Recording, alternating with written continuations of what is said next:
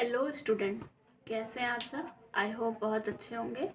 आज मैं आप लोगों को पढ़ाने वाली हूँ कर की धारणा एवं फीस। ठीक है, क्या होता है और उसके बीच में क्या अंतर होता है। तो सबसे पहले हम समझते हैं कर की धारणा क्या होता है।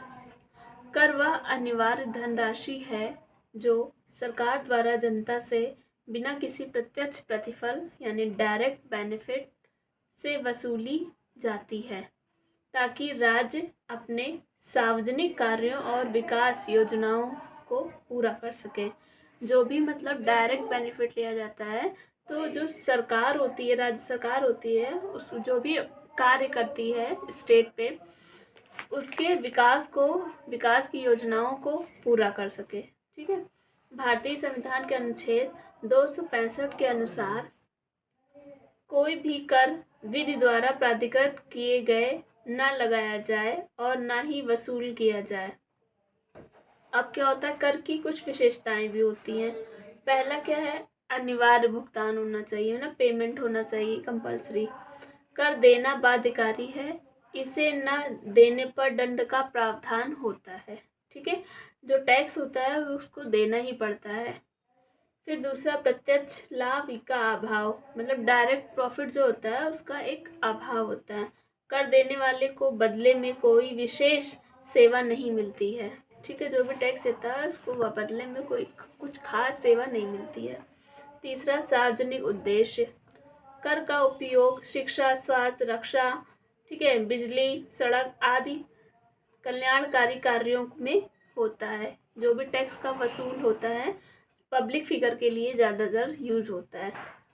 फिर चौथा, कानूनी आधार क्या होता है। कर केवल विधि द्वारा ही लगाया जा सकता है। ठीक है, तो ये हमारी हो गई कर के कुछ जो टैक्स होते हैं उसके कुछ कैरेक्टरिस्टिक्स। फिर क्या होता है, अगला, कर के प्रकार। जो टैक्स होता है उसके टाइप ऑफ टैक्स। पहला, प्रत्यक्ष कर यानी डायरेक्ट टैक्स, जैसे आयकर, इनकम टैक्स। दूसरा, अप्रत्यक्ष कर, इनडायरेक्ट टैक्स, एग्जाम्पल वस्तु एवं सेवा पे। ठीक है, जैसे जीएसटी वगैरह एग्जाम्पल। उसके बाद फिर हम पढ़ेंगे फ़ी क्या होता है, फ़ी की धारणा क्या होती है। ठीक है, शुल्क जिसको हम बोलते हैं। फ़ी वह धनराशि है जो किसी विशेष सेवा के बदले सरकार या प्राधिकरण यानी अथॉरिटी इंग्लिश में बोलते हैं को दी जाती है, जिसमें प्रत्यक्ष लाभ का तत्व पाया जाता है। फिर क्या है, आगे हम इसमें नेक्स्ट पढ़ेंगे फ़ी की कुछ कैरेक्टरिस्टिक्स प्रमुख। ठीक है, फीचर्स। पहला, सेवा के बदले भुगतान, यानी फीस जो होती है किसी विशिष्ट सेवा के बदले ली जाती है।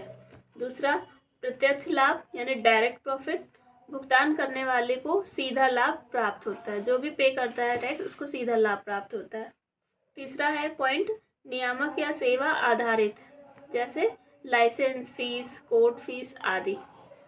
फिर एक से एग्जाम्पल हम पढ़ेंगे, न्यायालय में वाद दायर करने के लिए कोर्ट फीस। ठीक है, दूसरा एग्जाम्पल, ड्राइविंग लाइसेंस बनवाने के लिए जो फीस लगती है।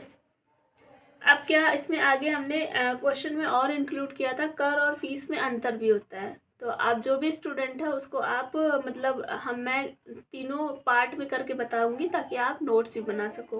पहला, आधार यानी उसका बेसिस। फिर एक तरफ आप लिखेंगे कर यानी टैक्स, फिर साइड में उसके लिखेंगे फ़ी। तो उसका एक पहला पॉइंट बनाएंगे उद्देश्य का। ठीक है, तो जो कर के लिए होता है वो सार्वजनिक हित के लिए होता है, और जो फ़ी होती है वो एक स्पेसिफिक सेवा के लिए होता है। फिर दूसरा पॉइंट आप बनाएंगे प्रतिफल के लिए, जो कि कर में नहीं होता है, और फ़ी के लिए प्रत्यक्ष लाभ, डायरेक्ट लाभ होता है। फिर तीसरा पॉइंट स्टूडेंट्स आप बनाएंगे भुगतान के लिए, जो कि कर का जो पॉइंट होगा उसमें अनिवार्य आप लिखेंगे, और फ़ी के लिए आप लिखेंगे सेवा लेने पर।